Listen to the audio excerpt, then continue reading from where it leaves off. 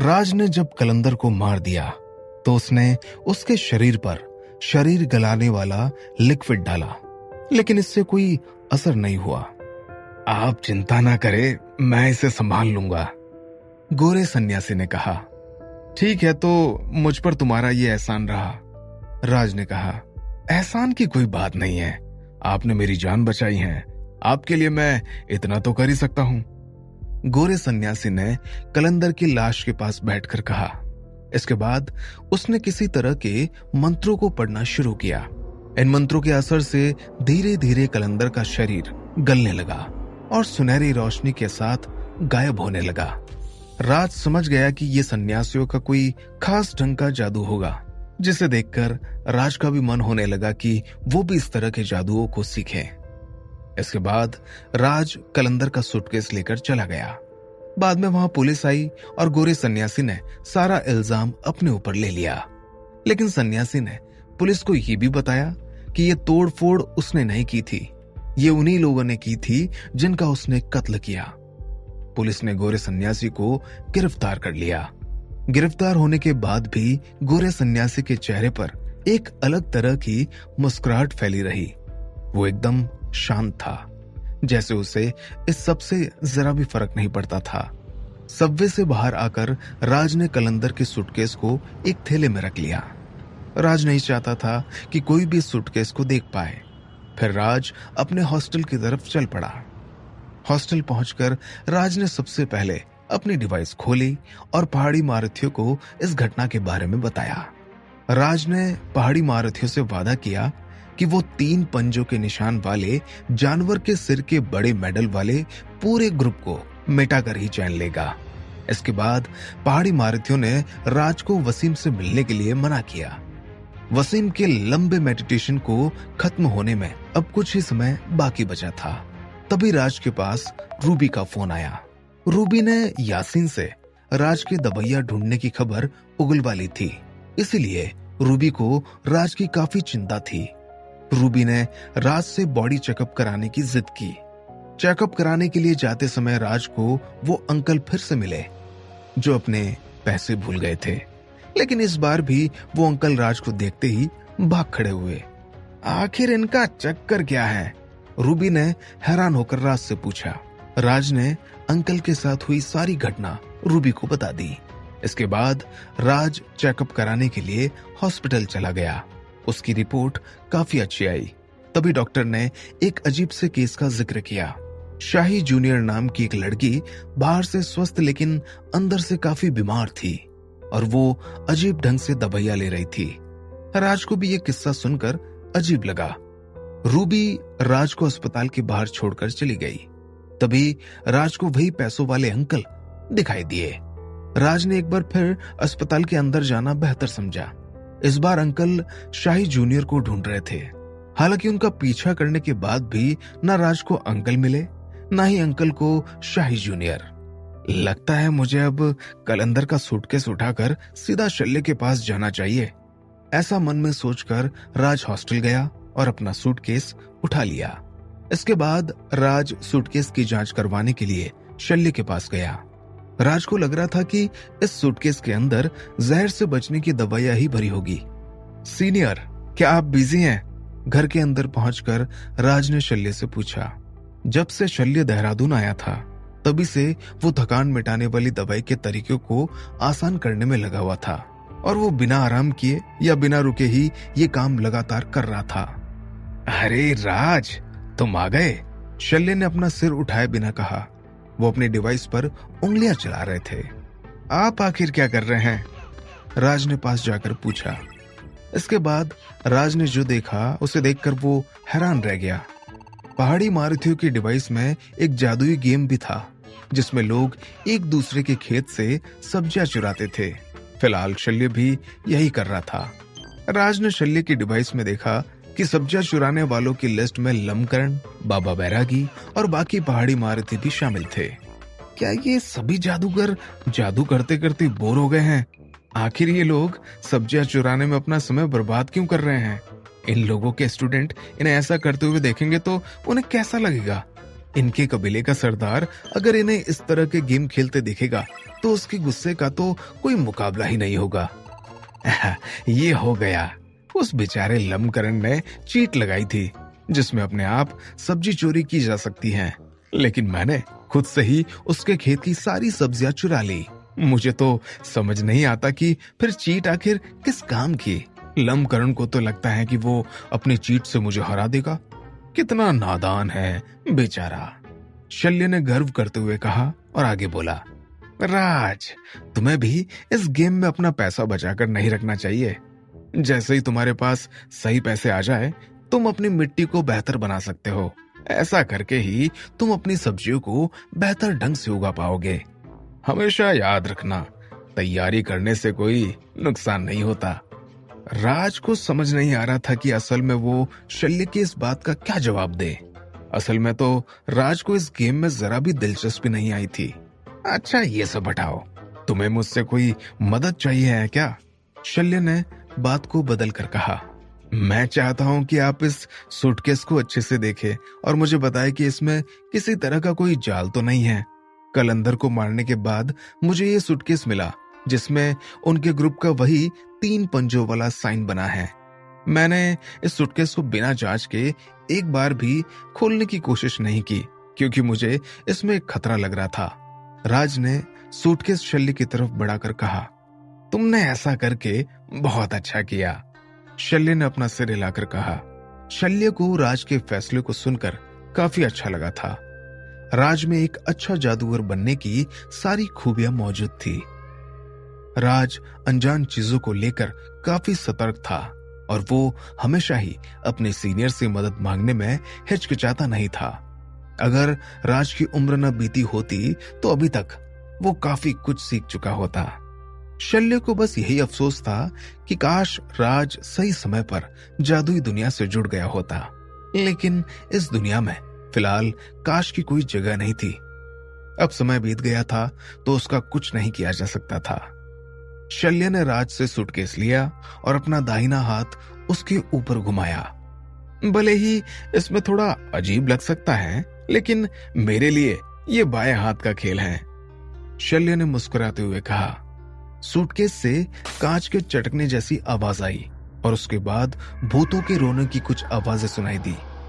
ठीक है, अब इसे खोला जा सकता है, शल्य ने सूटकेस राज को लौटाकर कहा। राज ने अपना हाथ बढ़ाया और सूटकेस को खोल दिया। सूटकेस के अंदर राज ने नोटों के कई सारे बंडल देखे, जिनमें से कुछ बड़े और कुछ थोड़े छोटे थे। छोटे बंडल को देखकर अनुमान लगाया जा सकता था कि कलंदर लगातार पैसों का इस्तेमाल कर रहा था। कुल मिलाकर सूटकेस में 8 लाख रुपए थे, लेकिन इतने पैसे देखने के बाद भी राज को काफी निराशा हुई, क्योंकि जिस हिसाब से कलंदर जादू में आगे था उस हिसाब से राज को लगा था कि इसमें जादू से जुड़ी ही कोई बेशकीमती चीज निकलेगी। लेकिन उसने सपने में भी नहीं सोचा था कि सूटकेस के अंदर से नोटों के बंडल निकलेंगे। राज को जितनी उम्मीद थी उतनी ही निराशा ने उसे घेर लिया था। हालांकि राज को इन पैसों से भी कोई दिक्कत नहीं थी, क्योंकि उसे आए दिन पैसों की जरूरत तो पड़ती ही थी। ऐसे में वो इनका इस्तेमाल कर सकता था। अभी ही राज ने जिम करने का मन बनाया था, इस कारण वो जिम की फीस भी भर सकता था और इन्हीं पैसों की मदद से कसरत करने के लिए जरूरी सारी चीजें भी खरीद सकता था। इसके अलावा वो अच्छी चीजों को खाने में भी इनका इस्तेमाल कर सकता था, जिससे वो अपने रक्त और कुंडलिनी की ताकत बढ़ा सकता था। इस हिसाब से अब राज को ये 8 लाख रुपए भी खराब नहीं लग रहे थे। ये ठीक वैसा ही था जैसा किसी गेम में विलन को हराने के बाद अच्छी चीजों के साथ कॉइन्स भी मिलते हैं। राज, इन पैसों के झांसे में मत आना। तुम्हें अभी अपना पूरा ध्यान आधार बनाने पर रखना चाहिए। जैसे ही तुम इस काम में कामयाब हो जाओगे तो तुम्हें पैसे की कोई कमी नहीं होगी। साथ ही साथ ये पैसे बस छलावा बनाने के लिए हैं। असली खजाना तो पैसों के नीचे छुपा होगा, जो कि सूटकेस के छुपे हुए भाग में होगा, शल्य ने हंसते हुए राज से कहा। छुपे हुए भाग की बात सुनकर राज ने तुरंत ही सूटकेस के सारे पैसे नीचे गिरा दिए। उसने देखा कि सूटकेस के नीचे वाले हिस्से से कोई चीज ढकी हुई है। अगर बारीकी से ना देखा जाए तो कोई भी इस जगह को नहीं समझ सकता था। ये देखकर राज के अंदर खुशी के हिलोरे चलने लगे। राज ने अपना हाथ बढ़ाकर उस कवर को हटा दिया, जिसके अंदर कुछ छोटी शीशियां रखी हुई थी। लाल और नीले रंग की ऐसी कुल 14 शीशियां थी। इसके अलावा एक लोहे का डिब्बा भी था। सीनियर, इसमें तो किसी तरह का जादू नहीं किया गया होगा, है ना? राज ने नीली शीशी उठाकर कहा। कुल 12 नीली शीशियां थी, जिनमें से एक को खोलकर राज ने सूंघा। उसे एक जानी पहचानी गंध आई। ये थकान मिटाने वाली दवाई की गंध थी। ये तो थकान मिटाने वाली दवाई है, राज ने कहा। हाँ, बिल्कुल ठीक कहा। साथ ही साथ ये पुराने ढंग से बनाई गई दवाई है, इसीलिए क्वालिटी काफी बेहतर है। जब तुम 1 महीने तक जादू की तैयारी कर चुके होंगे और तुम्हारा शरीर ताकतवर हो जाएगा, तो तुम इस दवाई का इस्तेमाल कर सकते हो। इसका असर काफी तेज है। इसकी एक खुराक हमारे नए तरीके की दवाई की 3 खुराक के बराबर है, शल्य ने सूंघते हुए कहा। मुझे ये बिल्कुल सही समय पर मिली है। सीनियर लमकर्ण ने मुझसे कहा भी था कि भले ही पंखुड़े ने मुझे थकान मिटाने वाली दवाई का सारा सामान भेज दिया है, लेकिन उतना सामान मुझे आधार बनाने में कम पड़ जाएगा। अब जब मेरे पास थकान मिटाने की ये दवाइयां भी हैं, तो क्या मैं पूरी तरह से आधार बनाने में इनका इस्तेमाल कर पाऊंगा? राज ने हंसते हुए पूछा। हाँ, इससे बन जाएगा, और शायद तुम्हारे पास कुछ दवाइयां बची भी रह जाएं, शल्य ने जवाब दिया। ये राज के लिए बड़ी ही खुशी की खबर थी। इसके बाद राज ने लाल शीशी को खोलकर उसे सूंघा। सीनियर, ये असल में किस तरह की दवाई है? राज ने शीशियों के अंदर झांक कर पूछा। इन शीशियों में से एक में 11 गोलियां, जबकि बाकी में 15 गोलियां थी। जब शल्य ने इस शीशी को सूंघा तो उसके चेहरे के एक्सप्रेशन बदल गए। ये तो रक्त और कुंडलिनी की गोलियां हैं। इसकी क्वालिटी भी काफी अच्छी है, शल्य ने कहा। आखिर ये रक्त और कुंडलिनी की गोलियां किस काम की थी? क्या राज इन सभी जादुई दवाइयों को बर्दाश्त कर पाएगा? रक्त और कुंडलिनी की गोलियां? शल्य की बात सुनकर राज की आंखों में चमक आ चुकी थी। उसके लिए ये एक बड़ी सरप्राइज की तरह था। उसने कभी सपने में भी नहीं सोचा था कि उसे रक्त और कुंडलिनी की गोलियां इतनी जल्दी मिल जाएगी, वो भी वसीम से मिलने के भी पहले। राज को तो यहां तक भी लगता था कि अभी वो जिस मुकाम पर था, ऐसे में रक्त और कुंडलिनी की गोलियों के बारे में सोचना भी गलत जगह उम्मीद बांधने जैसा था। तुम्हारी किस्मत वाकई काफी अच्छी है, शल्य ने कहा। असल में वसीम से मिलने के मिशन को देते हुए लमकर्ण ने राज से वादा किया था कि वो राज को रक्त और कुंडलिनी की गोलियां और जादूगर की टेक्निक इनाम के तौर पर देगा।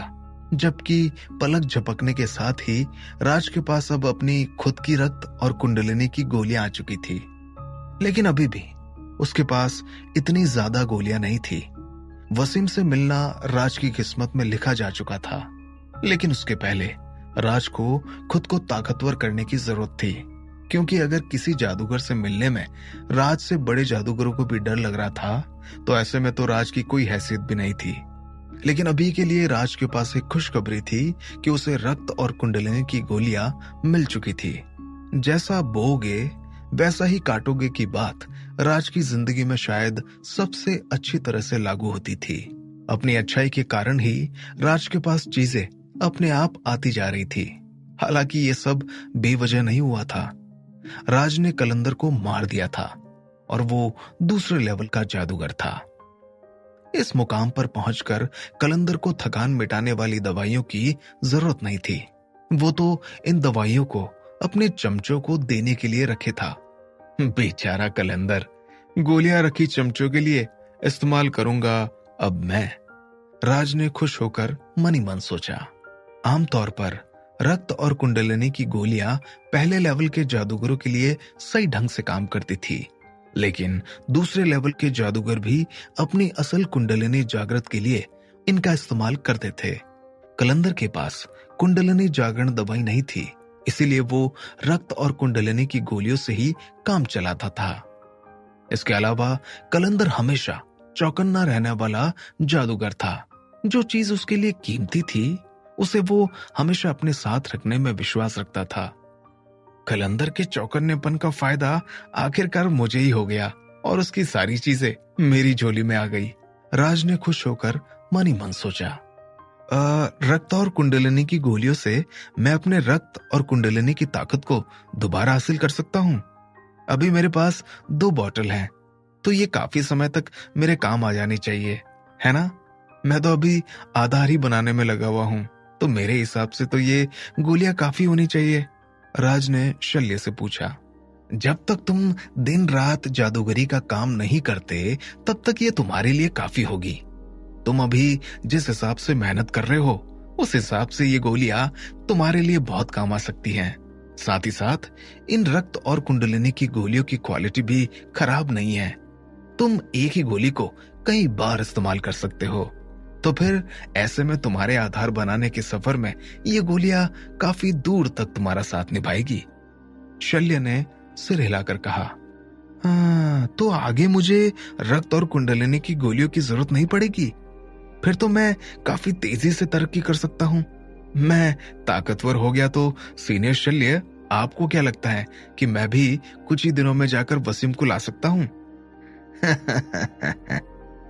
शल्य ने कुछ भी जवाब देने की जगह अजीब ढंग से हंस दिया। यह हंसी अपने आप में ही एक जवाब की तरह ही थी। जिस जादूगर से मिलने में पूरे पहाड़ी महारथी एक दूसरे पर उंगली तान रहे थे, उस जादूगर से मिलने के लिए राज खुद को अभी से काबिल समझने लगा था। राज को लगा जैसे शल्य ऐसा कुछ बोलेगा कि नन्हे जादूगर, अगर तुम अपनी मौत की तरफ बढ़ना चाहते हो तो मैं इसमें तुम्हारे साथ नहीं हूं। तुम्हें ये जानलेवा रास्ता अकेले ही तय करना होगा। ये मौत का खेल तुम्हें ही मुबारक हो। अच्छा ठीक है, मैं तो बस मजाक कर रहा था। मेरा ऐसा कुछ भी करने का कोई इरादा नहीं है। अभी तो मैं बस अपनी ताकत को बढ़ाना चाहता हूँ। थोड़ा काबिल हो जाऊंगा, उसके बाद ही इस सब के बारे में कुछ सोचूंगा। राज ने भी मन से कहा। उसे लग रहा था कि रक्त और कुंडलिनी की गोलियों की 2 बॉटल काफी नहीं होगी, क्योंकि इसमें सिर्फ 26 गोलियां ही थी। लेकिन अभी जो सबसे बड़ा सवाल राज के सामने था वो ये था कि क्या ये गोलियां वसीम के मेडिटेशन से लौटकर आने तक चल जाएगी या नहीं। हालांकि रक्त और कुंडलिनी की गोलियों का असर समझने के लिए राज के पास अभी सही मात्रा में गोलियां मौजूद थी। इन गोलियों की मदद से राज अच्छी तरह जान सकता था कि आखिर क्यों रक्त और कुंडलिनी की गोलियों को जादूगरी की शुरुआत में बेशकीमती माना जाता है। हालांकि अभी भी सूटकेस में देखने के लिए कुछ सामान बाकी था। सबसे आखिर में राज ने लोहे का डिब्बा बाहर निकाला। राज को जो लग रहा था कि अगर कोई चीज थकान मिटाने वाली दवाई और रक्त और कुंडलिनी की गोलियों के साथ रखी है तो वो छोटी मोटी चीज तो नहीं होगी। डिब्बे को उठाते हुए राज को महसूस हुआ कि वो काफी भारी था। उसे ऐसा लगा जैसे वो जिम का कोई वजन उठा रहा हो। आखिर इसमें क्या है?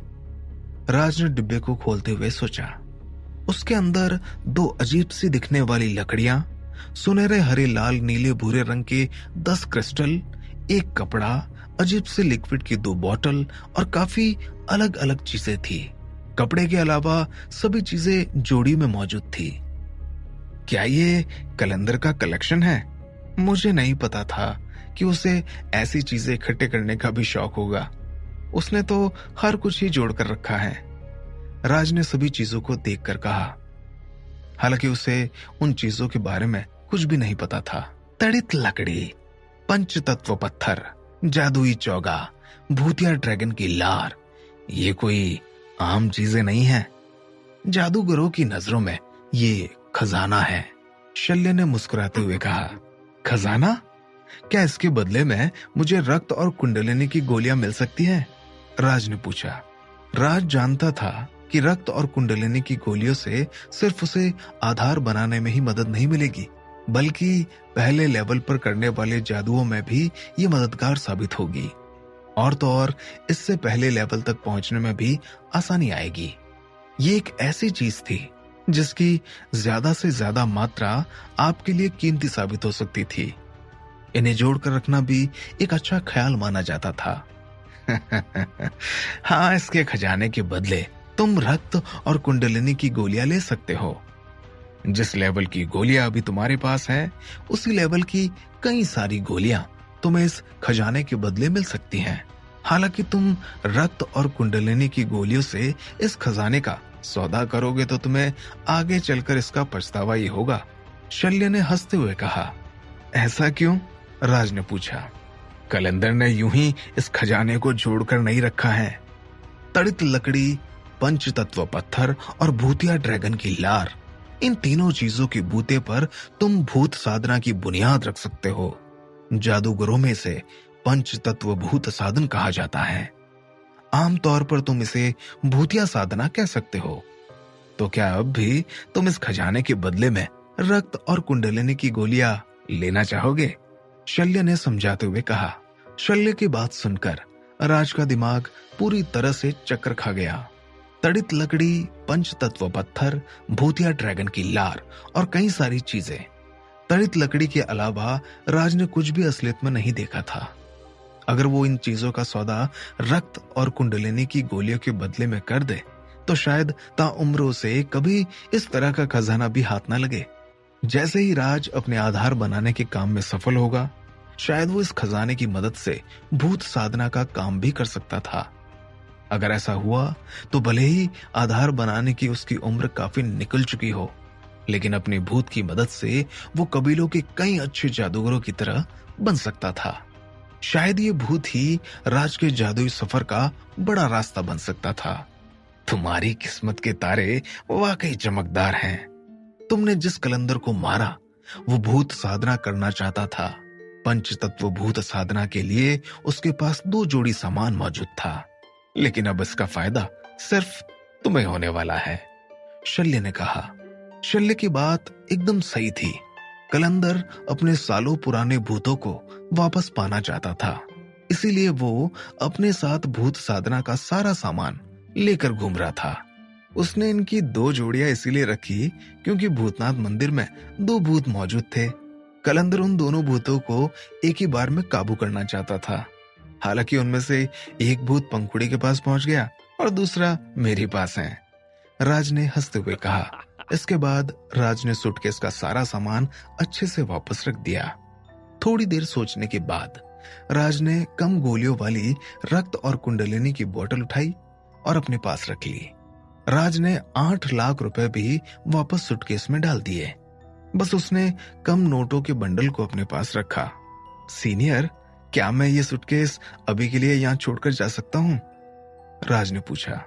राज इन सब चीजों को अपने साथ नहीं रखना चाहता था। उसे डर था कि कहीं हॉस्टल में या रूबी को इस सब के बारे में जरा भी खबर लगी तो बखेड़ा खड़ा हो जाएगा, और ऐसे में राज के पास कोई बहाना भी नहीं होगा। फिर जादुई दवाइयों के बारे में कुछ भी छुपा पाना राज के लिए नामुमकिन हो जाएगा। ऐसे में इन चीजों को छुपाने की सबसे बेहतर जगह शल्य का घर ही था। चिंता मत करो, तुम इन्हें यहाँ छोड़ सकते हो।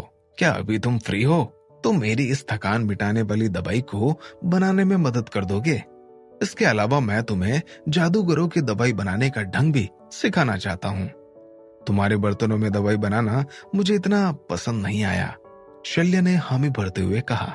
अगर मैं शाम या रात तक आपके पास लौट कर आऊं तो चल जाएगा क्या? अभी मुझे वापस हॉस्टल जाना है, राज ने अजीब ढंग से कहा। अच्छा, ऐसी बात है। ठीक है, तुम अभी जा सकते हो। जैसे तुम फ्री हो जाओ आ जाना और दवाई बनाने में मेरी मदद कर देना। मुझे अभी किसी तरह की कोई जल्दी नहीं है, शल्य ने हंसते हुए कहा। ठीक है सीनियर, फिर अभी मैं चलता हूँ, राज ने हाथ हिलाकर कहा और शल्य के घर से बाहर आ गया। लगता है मैं कुछ भूल रहा हूँ, मुझे शल्य से कुछ तो जरूरी बात करनी थी। रास्ते में लौटते हुए राज ने मनी मन सोचा। थोड़ी देर तक सोचने के बाद राज को याद आया कि वो गोरे सन्यासी के बारे में शल्य से पूछना चाहता था। राज सोच में डूबा हुआ था कि पुलिस से पकड़े जाने के बाद उस गोरे सन्यासी का क्या हुआ होगा। असल में राज गोरे सन्यासी के बारे में बात करने के लिए भी शल्य के पास गया था, लेकिन रक्त और कुंडलिनी की गोलियों की एक्साइटमेंट के कारण और फिर पंचतत्व भूत साधना का सामान पाकर वो शल्य से गोरे सन्यासी के बारे में बात करना ही भूल चुका था। खैर जो भी है, मैं अगली बार शल्य से इसके बारे में बात कर लूंगा। राज ने मनी मन